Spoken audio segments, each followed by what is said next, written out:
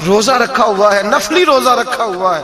کہتے ہیں میں اور پریشان ہوا، میں نے فوری طور پہ سوال کیا کہ اب تو کدھر جائے گا؟ تو کہنے لگا اب میں کہیں نہیں جاؤں گا، میرے ایک دن کا خرچہ میرے ماں باپ نے جو ڈیوٹی لگائی ہے وہ 3 دینار ہے، پورا ہو گیا ہے. اب میں باقی جو وقت بچے گا یا قرآن پاک کی تلاوت کروں گا یا محمد عربی پہ درود و سلام پڑھوں گا. میں نے کہا افطاری کر لینا. کہنے لگا مجھے مسجد بتا دو، میں جا کے اللہ اللہ کرتا ہوں، مجھے شام کو لے آنا. افطاری ہمارے ساتھ اس کی طے ہو گئی، مسجد چلا گیا. مغرب بعد لینے گیا تو کہنے لگا عشاء کے بعد آنا، اب تو میں نے پانی سے افطار کر لیا، کھانا کھانے جاؤں گا تو جماعت رہ جائے گی. کہتے ہیں عشاء کے بعد میں لایا، اس کو کھانا کھلایا. رات گہری ہو گئی تو میں نے کہا تو سو نہیں جاتا؟ میں نے لگا کوئی عرض نہیں، کبھی دور مزدوری کرنے نکل جاؤں تو رہ بھی جاتا ہوں، گھر والوں کو پتا ہے. کہتے میں نے مسافر خانہ کھولا، یوں سمجھیے ڈرائنگ روم بیٹھک میں نے کھولی، اس کو سلا دیا. میں اور میری بیوی اپنی معذور بیٹی کو روٹی دینے گئے اور ہم نے جا کے اس کو کھانا کھلایا جو ٹانگوں سے معذور تھی، اور ساتھ کہا کہ بیٹی آج بڑا پرہیزگار جوان ہمارا مہمان ہے. آج چڑھتی جوانی اور تقوی کی روشنی اس کے چہرے سے چمکتی ہے. کیا بات ہے، بڑے ہی اچھے گھرانے کا تربیت یافتہ ہے. کہتے ہیں بچی کو کھانا کھلا کے لوٹے، اپنے کمرے میں سو گئے، بیٹی اپنے کمرے میں لیٹ گئی. ترس گئے تھے کہ بیٹی قدموں پہ چلے. تہجد کا وقت ہوا تو دروازے پہ دستک ہوئی. بڑی بے چینی کے ساتھ اٹھے میاں بیوی، کون ہے؟ بیٹی کی آواز آئی ابا جی دروازہ جلدی کھولیں. کہتے ہیں کلیجے پھٹنے لگے، ذہن بکھرنے لگے. سوچے ہیں کہ وہ 2-1 منٹ ہمارے اوپر پہاڑ بننے لگے. دروازہ کھولا تو وہ بیٹی جس کے لیے ترس گئے تھے کبھی چلے گی، وہ اپنی ٹانگوں پہ کھڑی ہے. کبھی دوڑ کے ادھر جاتی، کبھی دوڑ کے ادھر آتی. بیٹیاں پریشانی کا فون کر دیں تو پھر بھی آنسو نکل آتے ہیں، اور بیٹی گھر میں خوشی آ جائے تو پھر بھی ماں باپ رو کے ہی شکر ادا کرتے ہیں. ان کے لیے روتے ہی رہتے ہیں. کہتے ہیں میں تڑپ گیا. بیوی بھی رونے لگی، بیٹے یہ کیا ہوا؟ ہم تو مایوس ہونے لگے تھے معاذ اللہ کہ اب تو ٹھیک نہیں ہوگی، کیا ہوا؟ کہنے لگے ابا جی اماں جی آپ نے بتایا نا نیک جوان آیا ہے، نیک آیا ہے. تو میں آپ چلے گئے تو میرے دل میں خیال آیا اے اللہ اگر وہ واقعی نیک ہے تو اس کے صدقے مجھے شفائی عطا فرما دے. یا ایھا الذین آمنوا اتقوا اللہ وابتغوا الیہ الوسیلہ، اے اللہ صحت ہی دے دے. کہتے ابھی میری دعا بھی پوری نہیں ہوئی کہ میرا وجود حرکت کرنے لگا، اور یہ دیکھو میں اٹھ کے کھڑا ہو گئی ہوں. کہتے ہیں ہم لوگوں نے یہ دیکھا تو بھاگے اس کے کمرے کی جانب. جب دروازے پہ ہاتھ رکھا تو دروازہ کھل گیا. آگے گئے تو پلنگ خالی تھا، ایک رکا چھوڑ گیا ہے. کہنے لگا مجھے پتا ہے میری حقیقت کھل گئی ہے، میں تو اللہ کا بندہ ہوں. اگر تمہیں مجھ سے ذرا بھی پیار ہو گیا ہے تو پھر میرے پیچھے نہ بھاگنا، اللہ کی بارگاہ میں جھک جانا، پھر گناہوں سے توبہ کر لینا. کہا وہ تربیت یافتہ جوان آیا ہے اور مجھے بدل گیا ہے. میرے بھائی ماں باپ کی ذمہ داری اولاد کو نکھارنا ہے، ان کو سنوارنا ہے. روزی روٹی کی ذمہ تو اللہ تبارک و تعالی نے لیا ہوا ہے. جو ڈیوٹی اللہ کی تھی وہ معاذ اللہ ہم نے اپنے ذمہ لے لی ہے. اولاد کو رزق حلال کی تربیت کریں، انہیں حکم دیں کہ وہ ہاتھ نہ پھیلائیں، انہیں کہیں کہ وہ محنت کر کے کھائیں، لیکن اصل تو ان کا اخلاق سنوارنا ہے. بچے ہمارے ان کی پوزیشن اتنی خراب ہو جاتی ہے، ہم لاڈ پیار میں اتنا ضدی کر لیتے ہیں. جب جس بچے کا ماں باپ کے ساتھ گزارا نہیں، بتلائیے وہ بیوی کے ساتھ گزارا کرے گا؟ جس کا ماں باپ کے ساتھ وقت نہیں گزرتا وہ بہن بھائیوں کے ساتھ گزارے گا؟ جس کا ماں باپ کے ساتھ وقت نہیں گزرتا وہ کولیگز کے ساتھ وقت گزارے گا؟ کس طرح وہ اپنے آپ کو، میرے نبی کریم سید عالم صلی اللہ علیہ وسلم نے ڈیوٹی لگائی کہ ماں باپ اپنے بچے کی تربیت کریں، انہیں اللہ سے جوڑیں. تکلیف میں وقت گزارا جناب اسماعیل نے. ایک روایت ایسی بھی ملتی ہے کہ 13 سال حضرت ابراہیم پلٹ کے گئے نہیں بیٹے کا پتہ لینے، لیکن جب بھی بیٹے نے ماں سے باپ کے بارے میں پوچھا کہ میرے والد کیوں نہیں آتے تو ماں نے ایک ہی لفظ کہا، بیٹے جناب ابراہیم اللہ کے نبی ہے اور اللہ کے حکم سے ہمیں چھوڑ گئے ہیں. ایسی تربیت، ایسی ٹریننگ بچے کے ذہن کو بدل ڈالا، اسے اللہ والا بنا لیا. اور ہمارے مفسرین نے بحث کی ہے کہ جناب اسماعیل جو اللہ کی راہ میں قربان ہونے کو تیار ہو گئے، ان کے سینے میں جو رب کریم کا اتنا پیار موجزن ہوا کہ وہ گردن کٹانے پہ تیار ہو گئے. تو فرماتے ہیں یہ تربیت جناب ہاجرہ کی تھی، یہ ٹریننگ حضرت وہ فیضان نظر تھا، یہاں کے مکتب کی کرامت تھی. سکھائے کس نے اسماعیل کو آداب فرزندی؟ میرے بھائی یہ جناب ہاجرہ نے تربیت دی. ایک بہت بڑے محدث ہیں، اتنے بڑے محدث ہیں کہ میرے نبی کریم کی مسجد نبوی میں وہ حدیث کے استاد رہے. حضرت ربیعہ بن عبد الرحمن نبی پاک کی مسجد نبوی میں حدیث کے استاد ہوئے اور حضرت حسن بصری جو جناب علی کے شاگرد ہیں وہ بھی حضرت ربیہ کے شاگرد ہوئے. حضرت امام مالک جو 70 سال تک مدینہ اور مکہ میں حدیث پڑھاتے رہے وہ بھی حضرت ربیہ کے شاگرد ہیں. ان کے والد کا نام تھا عبد الرحمن فروغ. تاریخ بغداد میں لکھا ہے کہ بنو امیہ کے دور میں تابعین کے زمانے میں جناب عبد الرحمن بن فروغ گھر سے چلے گئے. ایک روایت ہے بچہ چھوٹا تھا, ایک روایت ہے بچہ ابھی ماں کے پیٹ میں تھا, جہاد کرنے چلے گئے. اس دور میں یہ جہاد ہوتا تھا کہ ایک علاقہ فتح کیا تو مسلمان اگلے علاقے میں چلے گئے, اگلا فتح کیا تو اگلے علاقے, ایک کے بعد دوسرے لوگ پلٹ کے نہیں آتے تھے. حضرت عبد الرحمن گئے 30,000 دینار بیوی کو دے گئے, کہنے لگے سنبھال کے رکھنا, اور جہاد کرنے نکلے تو 27 سال تک گھر ہی نہیں آئے, اور 27 سال کے بعد آئے تو حضرت ربیہ محدث بن چکے ہیں, مسجد نبی میں حدیث کے استاد ہیں, بیٹا بہت بڑا شیخ بن گیا. واپس آئے, ہاتھ میں نیزہ ہے, کالی داڑھی تھی ساری سفید ہو گئی, وجود بڑا تگڑا تھا, کمزوری آ گئی. آئے, نیزہ پکڑا ہوا ہے, گھوڑے پہ بیٹھے ہیں, مدینہ منورہ میں گھر ہے, دروازے پہ دستک دی.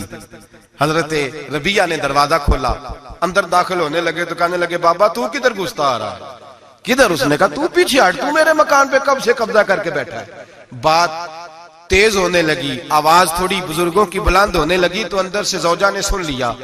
وہ دروازے کی اوٹ سے دیکھنے لگی تو پہچان گئی, کہنے لگی ربیہ پیچھے ہٹ جا, یہ کوئی غیر نہیں, یہ تیرے والد گرامی ہے, یہ تیرے والد ہیں. اندر آئے, باپ بیٹا ملے, عصر کی نماز کا وقت ہو گیا, بڑا روئے. 27 سال کے بعد باپ لوٹا, 27 سال کے بعد بڑے روئے. نماز کا وقت ہوا تو حضرت ربیہ جلدی سے وضو کیا, مسجد نبوی شریف چلے گئے. جناب عبد الرحمن فروغ نے ابھی کھانا وانا کھانا تھا, کھانا کھانے بیٹھے تو حکم دیکھے شوہر کیا کرتا ہے. یہ نہیں پوچھا کہ 27 سال حال کیا رہا, پوچھنے لگے میں تجھے 30,000 دینار دے گیا تھا, وہ کدھر ہے؟ تو زوجہ کہنے لگی کھانا کھا لو, عصر کی نماز پڑھ کے آؤ, پھر بتاتی ہوں پیسے کہاں ہیں, آپ کی رقم بڑی اچھی جگہ پہ محفوظ ہے. کہتے ہیں میں نماز پڑھنے مسجد گیا, عصر کی نماز کے بعد میرے نبی پاک کے منبر پر ایک نوجوان بیٹھا ہے. گھر میں تو ان کا انداز ٹوپی پہننے کا تھا نا, سادے عام لباس میں, مسجد نبی میں جبہ پہنا ہے, سر پہ امامہ ہے, خوبصورت لب و لہجے میں رسول اللہ کے منبر پر بیٹھ کر, نبی پاک کے منبر پر بیٹھ کر, پتہ نہیں آپ کو اس بات کی لذت نصیب ہو رہی ہے کہ نہیں, عام جگہ نہیں, نبی پاک کے حضور کے منبر پر بیٹھ کر نبی پاک کی حدیثیں سنا رہے ہیں. اتنا بڑا مقدر. کہتے حضرت امام مالک جیسے لوگ, خواجہ حسن بصری جیسے لوگ کاغذ قلم لے کے حدیثوں کی سماعت کر رہے ہیں, ان سے درس لے رہے ہیں. جناب عبد الرحمن کہتے ہیں میری نظر اٹھی, کچھ بوڑھا ہو گیا تھا, کچھ اس وقت وہ ٹوپی میں سادے لباس میں تھے, پہچان نہ پایا. ایک شخص سے پوچھا یار ہے تو جوان پر اس کے چہرے کی نورانیت میرے دل کو بھا گئی ہے تو جوان پر اس کا حدیثیں بیان کرنے کا انداز میری طبیعت کو گھائل کر گیا. یہ کون ہے جو نبی پاک کی مسجد میں بیٹھ کے حدیثیں بیان کر رہا ہے؟ تو کہتے ہیں امام مالک کہنے لگے بابا جی چپ کر جاؤ, ہمارے استاد کے بارے میں اونچے لب و لہجے میں بات نہ کرنا, دیکھتے نہیں کتنے کتنے لوگ بیٹھے ہوئے خاموشی سے. تو میں نے کہا مجھے بھی تو بتا دو نا ہے کون. تو کہنے لگے کوئی عبد الرحمن فروغ نام کے بزرگ ہیں, یہ ان کے بیٹے ہیں, ربیہ نام ہے. کہتے ہیں جب لفظ کہے تو میرے آنسو چھلک کے باہر آئے اور میں حضور کی مسجد میں گر گیا اور رونے لگا کہ یہاں اور میرے رسول پاک سید عالم صلی اللہ علیہ وسلم کے منبر پر اور میرا بیٹا. کہتے میں تڑپ کے گھر گیا اور گھر جا کے میں نے اپنی بیوی کو جب دیکھا تو میرے آنسو نکل گئے. میری بیوی سمجھ گئی کہ یہ میرے محدث بیٹے کو دیکھ آیا ہے.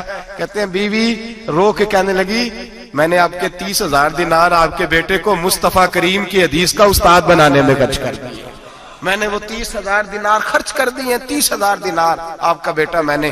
تو کہتے ہیں میں اپنی بیوی کی طرف دیکھنے لگا, میں نے کہا قربان جاؤں, میں اگر اللہ کے دین کے رستے میں تھا تو نے میرے ساتھ نیکی کی ہے, میرا بیٹا بھی دین کے رستے پہ لگا دیا. میرے بھائی اللہ سے جوڑا, اللہ سے جوڑا. ان لوگوں نے اپنی اولادوں کو رب کریم والا بنایا, ان لوگوں نے اپنی اولادوں کو. اور پھر جب ارشاد فرمایا کہ چھوٹی چھوٹی برائی, ایک لقمہ حرام سے بھی وہ لوگ بچے. اور پھر جو آیت نمبر 18 نے کہا کہ وَلَا تُصَغِّرْ خَدَّكَ لِلنَّاسِ, بیٹے منہ پھیر پھیر کے نہ جا, پھیر پھیر کے نہ جا. اگر آپ ناراض نہ ہوں تو ہم تربیت دیتے ہیں, کہتے ہیں اس بچے کے ساتھ نہ پھرا کر, یہ غریب ہے, اس کے ساتھ نہ پھرا کر. وَلَا تَمْشِ فِي الْأَرْضِ مَرَحًا, حضرت لقمان بیٹے سے کہتے ہیں منہ پھیر پھیر کے لوگوں سے بات نہ کر اور اکڑ اکڑ کے نہ چل. إِنَّ اللَّهَ لَا يُحِبُّ كُلَّ مُخْتَالٍ فَخُورٍ, اللہ کو وہ پسند ہی نہیں جو اکڑ اکڑ کے چلے اور اترائے. ابھی بھی رواج ہے کہتے ہیں دوستی لگانا تو اپنے برابر کے دوستوں سے، ایسے نہ وہ ہمارا سٹیٹس ہی نہیں، ابھی بھی وہ فرق، جو تو سید بھی ہو، مرزا بھی ہو، افغان بھی ہو، تم سبھی کچھ ہو، بتاؤ کہ مسلمان بھی ہو۔ عاجزی کا درس دیا اپنی اولاد کو، عاجزی کا، ان کو ادب سکھایا، ان کو انکساری سکھائی، لوگوں کے اندر مل بیٹھنے کا درس دیا۔ جو آدمی انکساری والا ہوتا ہے، عاجزی والا ہوتا ہے، یوں سمجھو اسے شہد لگا ہوا ہے، دنیا خود اس کے پیچھے بھاگ بھاگ کے آتی ہے۔ جو سب کے ساتھ اس نے سلوک کرنے کا عادی ہوتا ہے، لوگ اس کے گرویدہ ہو جاتے ہیں۔ لیکن جس آدمی کو آپ اکڑنا سکھا دیں، جس بچے کو آپ کہیں بس تو ہے اور کوئی بھی نہیں، اس کی اپنی زندگی بھی اس کے لیے پریشانی والی ہو جاتی ہے۔ میرے نبی رحمت سید عالم صلی اللہ تعالی علیہ وآلہ وسلم نے ارشاد فرمایا، کسی باپ نے اپنے بیٹے کو جو سب سے اچھا تحفہ دیا ہے وہ یہ ہے کہ اس نے اپنے بچے کو اچھا ادب سکھا دیا ہے، اپنے بچے کو اچھا۔ حضرت لقمان کہتے ہیں بیٹے منہ پھیر پھیر کے باتیں نہ کرنا، زمین پہ اکڑ اکڑ کے نہ چلنا، اللہ کو اکڑنے والے لوگ پسند۔ ہارون رشید نے امام نسائی کی ڈیوٹی لگائی کہ میرے بیٹے کو حدیث پڑھائیں گارا آ کے، تو امام نسائی کہنے لگے یہ نبی پاک کا دین ہے، یہ میں اس کو رسوا نہیں کر سکتا، جس نے پڑھنا ہے میرے پاس آ کے پڑھے، اور جہاں سب بچے بیٹھتے ہیں وہیں پڑھے۔ ہارون رشید کہنے لگا حضور آپ کیا سمجھتے ہیں، میں نے بھی تو آپ کو آزمانے کے لیے یہ جملہ کہا تھا، یہ وہیں آ کے پڑھے گا جہاں سارے غریبوں کے بچے پڑھتے ہیں۔ اب تو روز استاد کٹہرے میں کھڑا ہوتا ہے، اسکول کے استاد کا تو مجھے نہیں پتا، پہلے مدرسے کا استاد تو روز بیچارہ ہاتھ باندھ کے چودھری صاحب نے کہا میرے منڈے نو مارے تو 8,000 کا مولوی ہے، اور میرا بیٹا تو 8,000 کے روز گول گپے کھا جاتا ہے، میرے بیٹے کو تو نے مارا ہے، تجھے اپنی حیثیت کا پتہ ہے؟ روز استاد کٹہرے میں کھڑا ہوتا ہے۔ بچے فری میں، مفت میں، حافظ جی مفت میں حفظ کراتے ہیں، خدا جانے محترم کتنی مشکل سے ادارہ چلاتا ہے، اور بچے کے ماں باپ آ کہتے ہیں بلاؤ مولوی صاحب کو، اس کی طاقت کیسے ہوئی میرے بچے کو مارا ہے؟ وہ مولوی وہ جو کل دانے لینے آیا تھا وہ آج میرے بچے کو مارے گا؟ یہ رویہ ہے ہمارا۔ ہارون رشید بادشاہ نے اپنے بیٹے کو امام نسائی کے پاس پڑھنے بٹھایا۔ ایک دن حضرت کہاں لوگ کہتے بس بس بیٹا ٹھیک ہے، سیدھا سیدھا تو دین سیکھ کے آیا، ایسے کسی درویش کا مرید ہونا اور کسی عالم کی نوکری کرنا، اب تو بالکل ٹھیک ہے، پیر اساں بھی رکھے نے، یہ کہ تیرا طریقہ ہے، تو تو پیچھے لگ گیا ہے، یہ کس طرح کا تیرا رویہ ہے؟ ہارون رشید بادشاہ، ہارون رشید وقت کا مطلق العنان بادشاہ، امام نسائی ان کے بیٹے کے استاد ہیں، امام نسائی رحمت اللہ علیہ کے پاس بیٹا پڑھتا ہے۔ ہارون رشید گزر رہا تھا تو بیٹا وضو کرا رہا ہے، شہزادہ وضو کرا رہا ہے استاد جی کو، اور پیر دھلا رہا ہے۔ ہارون رشید گھوڑے سے گزرا تو اس نے دیکھا خانقاہ کے باہر، مدرسے کے باہر استاد جی وضو کر رہے ہیں اور بیٹا وضو کرا رہا ہے، سراہی پکڑی ہے، لوٹا پکڑا ہے، استاد جی پیر دھو رہے ہیں۔ ہارون رشید غصے سے اترا، ساتھ بہت سارے سپاہی تھے، انہوں نے کہا کہ یہ مولوی کو مارے گا، مولوی کو مارے گا کہ تو کس طرح میرے بیٹے سے یہ کام کاج کرا رہا ہے؟ کہتے نیچے اترے اور ہارون رشید نے جا کے نا زور سے ایک تھپڑ اپنے بیٹے کے چہرے پہ مارا۔ بیٹا کہنے لگا ابا جی میری غلطی کیا ہے؟ فرمانے لگے تجھے پتہ ہی نہیں تو کس شخص کے پاس پڑھتا ہے؟ تو پانی ڈال رہا ہے، تیرے استاد کو اپنے ہاتھوں سے اپنے پیر دھونے پڑ رہے ہیں، بے وقوف، ایک ہاتھ سے پانی ڈال اور دوسرے ہاتھ سے استاد کے پیر دھو، تجھے پتہ ہی نہیں کہ یہ شخص جب نبی پاک کی حدیثیں بیان کرتا ہے تو کئیوں کو مصطفیٰ کا دیدار نصیب ہو جاتا ہے۔ یہ پتہ نہیں تو کس محدث کا شاگرد ہے، ایک ہاتھ سے پیر پہ پانی ڈال، دوسرے ہاتھ سے دھو، اس لیے کہ بان علموں جو کرے فقیری وہ کافر مرے دیوانہ ہو۔ اگر تو نے دنیا میں کامیاب ہونا ہے تو اس سے فیض علم حاصل کر، بیٹے یاد رکھ، اگر تو اس کی بارگاہ میں حاضری دے گا تو تو آگے بڑھے گا۔ حضرت عمر بن عبدالعزیز کتنا بڑا شخص ہے، ثانی عمر کہا گیا، ثانی عمر کہا گیا ان کو۔ حضرت عمر بن عبدالعزیز رحمت اللہ علیہ، حضرت صالح بن کسان ایک محدث تھے مدینے کے، ان کے شاگرد تھے۔ بچوں کو ہم آج ہی کہاں بچے ادب کرتے ہیں اساتذہ، کہاں ادب کرتے؟ ایک اسٹوڈنٹ مجھے کہنے لگا جی ہم ادب کرتے تھے جب تک استاد ٹیوشن نہیں لیتے تھے، اب استاد بھی تو ٹیوشن لے کے پڑھاتے ہیں۔ اور میں نے کہا خدا کے بندے کیا دے سکتا ہے تو استاد کو؟ حضرت علی فرماتے ہیں جس نے ایک لفظ پڑھایا مجھے گلی میں کھڑا کر کے بیچ بھی سکتا ہے، تو نے قیمت کیا ڈالی ہے؟ استاد کچھ بھی کر لے، استاد نے تو استاد ہی رہنا ہے نا میرے بھائی، لیکن وہ لب و لہجہ ہمارا موجود ہے۔ مجھے ایک دفعہ میرے کالج کے لوگوں نے بلایا، کہنے لگے آپ یہاں بھی پڑھے ہوئے ہیں اور مدارس میں بھی، تو ذرا فرق بیان کریں کالج کا اور مدرسے کا، کچھ بیان کریں۔